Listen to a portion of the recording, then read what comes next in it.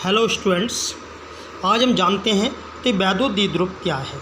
वैद्युत द्विध्रुव जब बनता है जब दो बराबर और विपरीत आवेश जैसे प्लस क्यू और माइनस क्यू बहुत अल्प दूरी पर हों, तब इसे हम वैद्युत द्विध्रुव कहते हैं, जैसे कि HCl, HBr आदि।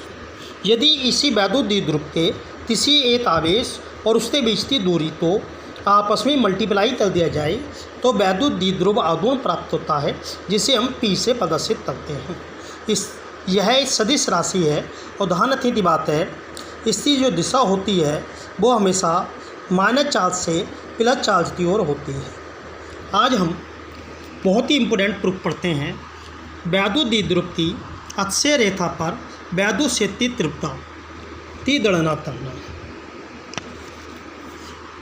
जैसे कि हम देख रहे हैं, माइनस क्यू और प्लस क्यू के दो आवेश हैं जिनके बीच की दूरी 2L है। इनकी अक्षीय रेखा पर हम एक बिंदु P ले लेते हैं जिससे मिडिल पॉइंट O से यहाँ तक की दूरी स्मॉल r है। इस पॉइंट को माइनस वाले तो A मान लेते हैं और इससे पॉइंट को B मान लेते हैं। अब इस प्रकार हमें बिंदु P पर वैद्युत क्षेत्र की तीव्रता निकालनी है। जैसे कि पिछले टॉपिक में आपने पढ़ा था, जो वैद्युत क्षेत्र E होता है उसका फार्मूला 1/4πε0 के Q/r² होता है। यदि हम इससे बात करें तो यहाँ पर दो आवेश हैं, एक प्लस क्यू और एक माइनस क्यू। यदि हम प्लस क्यू आवेश के कारण वैद्युत क्षेत्र निकालें तो E1 बराबर आएगा 1/4πε0 के Q। अब दूरी देखिए, प्लस से यहाँ तक की दूरी देखनी है, तो यदि हम इस टोटल दूरी में से इस वाली दूरी तो माइनस कर दें, अतः इस टोटल दूरी में से इस दूरी तो माइनस कर दें, तो जो शेष दूरी बचती है वो बचती है r-l। और इसका चौथे फार्मूले में स्क्वायर है तो हमने स्क्वायर का प्रयोग कर दिया। चौथी वैद्युत क्षेत्र सदिश राशि है और उसकी दिशा प्लस से के कारण टूवर्ड्स होती है, बाहर की ओर होती है, आउटवर्ड होती है, इसलिए हमने आउटवर्ड कर दिया था, बाहर की ओर भेज दिया। अतः इसकी जो दिशा हो गई वो B से P की ओर हो गई। इसी प्रकार यदि माइनस क्यू आवेश से तारण निकालें तो E2 जो बराबर होगा वो 1/4πε0 के Q। यहाँ पर माइनस का चिन्ह इसलिए प्रयोग नहीं किया है, यह एक सदिश राशि है। अब यदि हम दूरी देते हैं तो हम क्या देखते हैं, बिंदु P से A तक की दूरी के लिए हमें PO में OA जोड़ना होगा, अर्थात टोटल दूरी जो होगी r+l होगी और इसका स्क्वायर है फार्मूले में, तो हमने स्क्वायर का प्रयोग कर दिया। चूँकि आवेश माइनस है तो इसकी दिशा P से A की ओर होगी, तो डाट्स होंगे P से A। अब हम क्या देख रहे हैं, यदि ऊपर देखते हैं तो ये दोनों वैद्युत क्षेत्र विपरीत दिशा में आ रहे हैं, इसलिए जो नेट वैद्युत क्षेत्र होगा वो ज़्यादा में से कम तो घटा दिया जाएगा, अर्थात E1 में से E2 तो घटा दें। अब हम E1 और E2 की वैल्यू तो पुटअप कर देते हैं।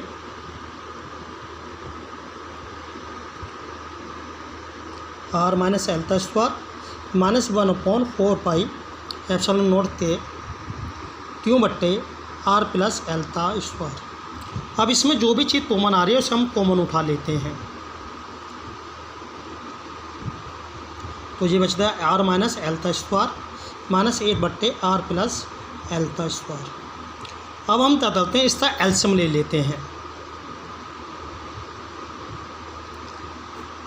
तो एलसीएम वाला r-l² r+l² जो r+l² माइनस r-l²।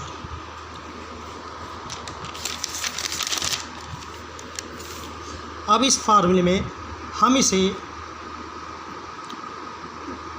ऐसे रख देते हैं। क्यों?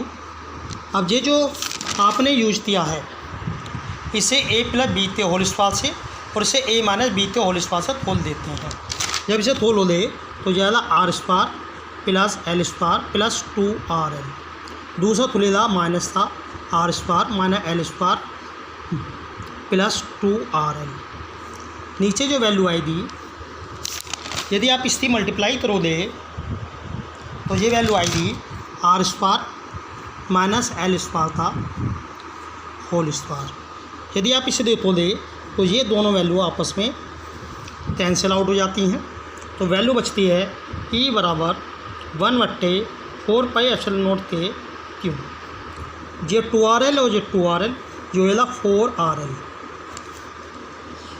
ये आएगा आर स्क्वायर माना एल स्क्वायर का होल स्क्वायर। इसे हम चाहें ऐसे भी लिख सकते हैं 1/4πε0 के क्यू। 4RL तो लिख सकते हैं 2L इंटू 2R, इसे लिख सकते हैं R square minus L square का होल स्क्वायर। जैसे कि आपने पीछे पढ़ा है P बराबर होता है Q इंटू 2L, जहाँ P जो है ये वैद्युत द्विध्रुव आघूर्ण है।